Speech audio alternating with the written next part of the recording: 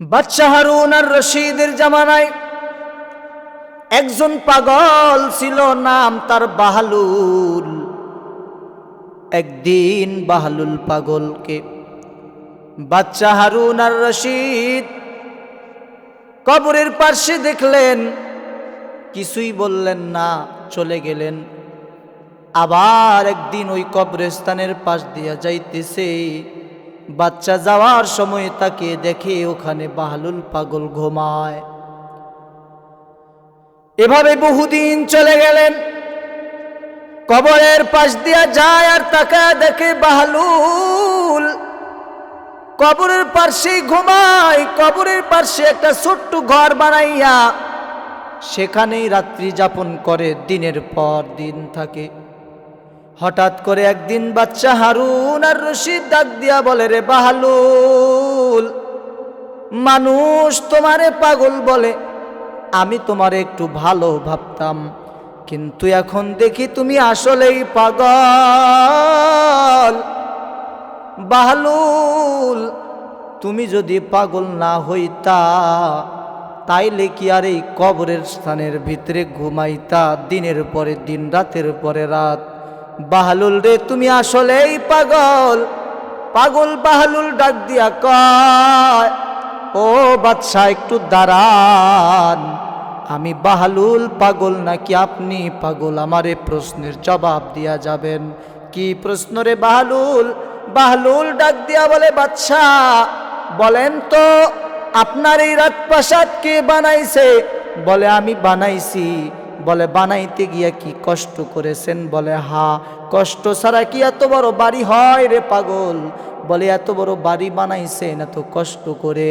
বলেন তো খোদার কসম করে, আপনি মরে গেলে আপনার এই বাড়ি থেকে কি নামাইয়া কবরের দিকে নিয়ে আসবে?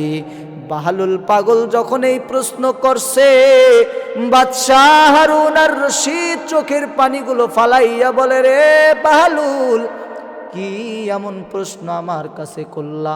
অবশ্যই তো আমার বাড়ি গাড়ি সব ছেড়ে আমাকে যাইতে হবে তোমার এই কবরস্থানে। বাহলুল বলে, সত্য করে বলেন, ওই বাড়ি থেকে নামাইয়া আপনারে কোথায় আনবে?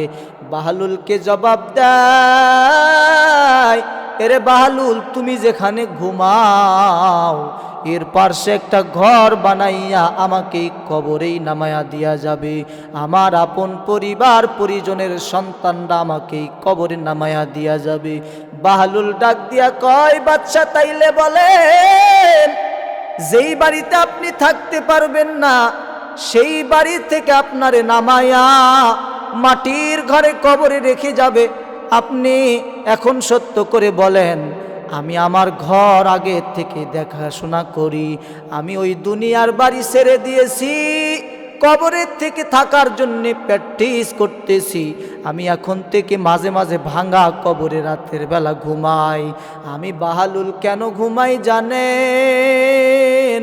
আমার মাওলাই যদি আমারে দইরা কয়, বাহলুল কি এমন আমল করেছো, আমি তখন বলতে পারবো, আল্লাহ, কিছু করতে পারি আর না পারি, আমি দুনিয়াতে পাগল ছিলাম কিন্তু তোমার প্রেমের পাগল ছিলাম।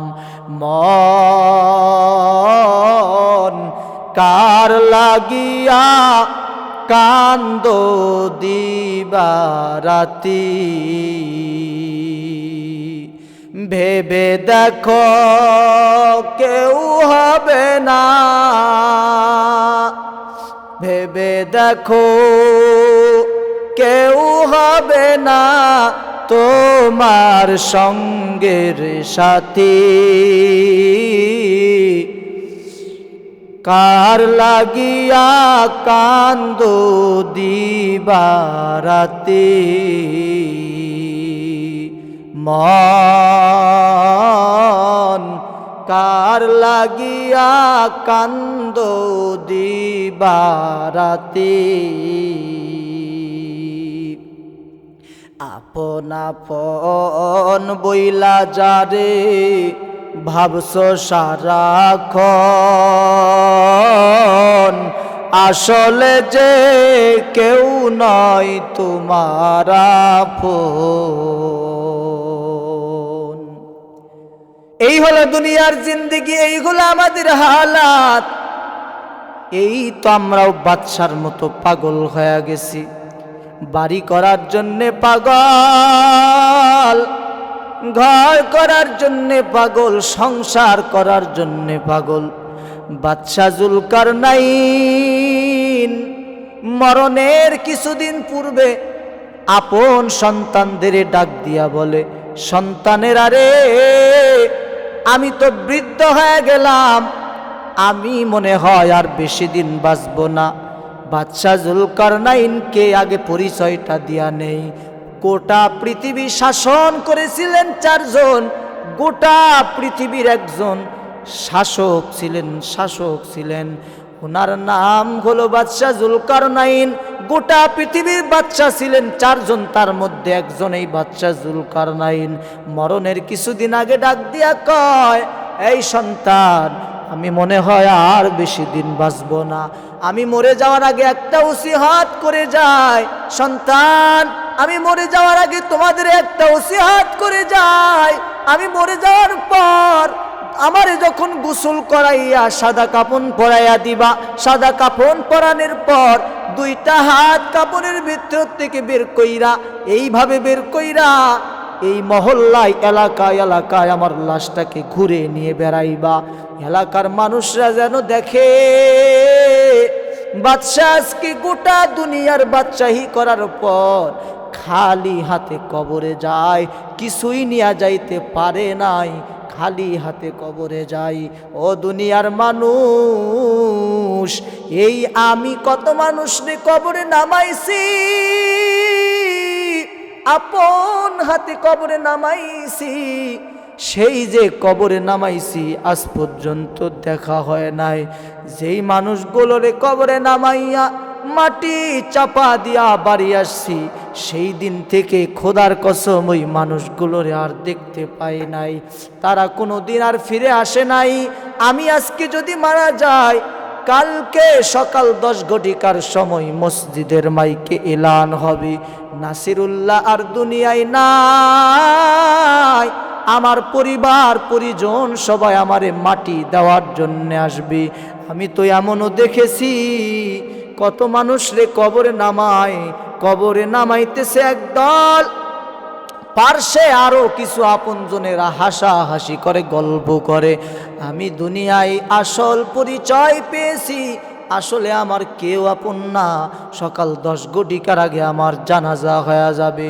সাদা কাপড় পরাইয়া কবরে নামাইয়া আমার লাশটাকে মাটি চাপা দিয়া সবাই বাড়ি চলে আসবে। আসলে দুনিয়াটা কিছুই না, দুনিয়ার রং তামাশা সবগুলো অযথা আমরা করতেছি।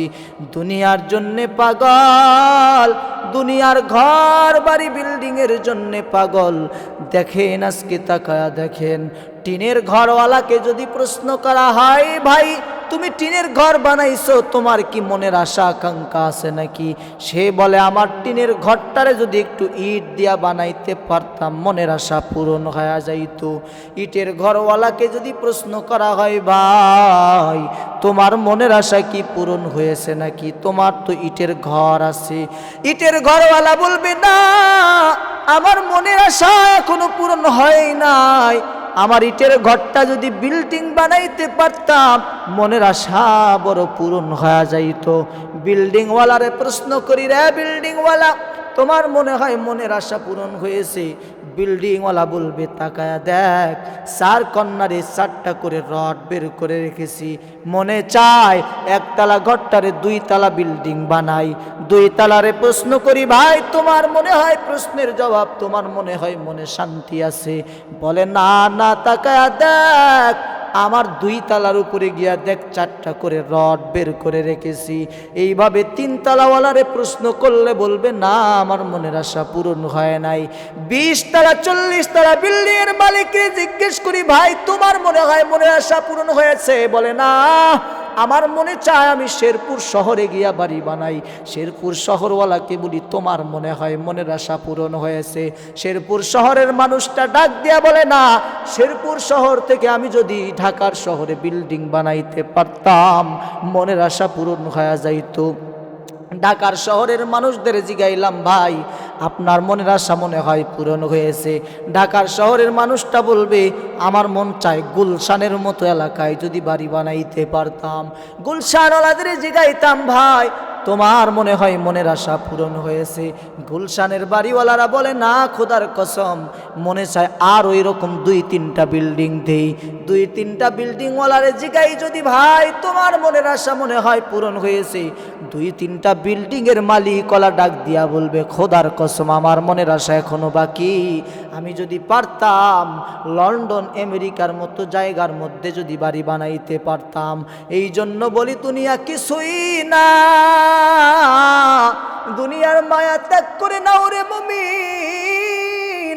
এই চোখের সামনে বাবারে কবরে নামায় আসছি, আর কোনোদিন বাবারে দেখতে পাইলাম না।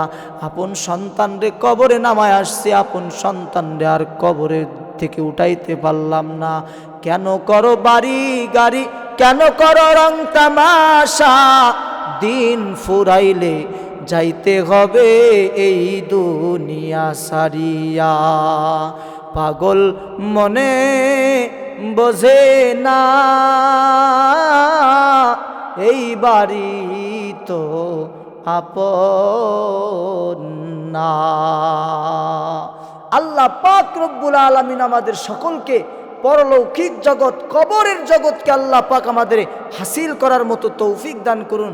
সকলে বলি আল্লাহুম্মা আমিন।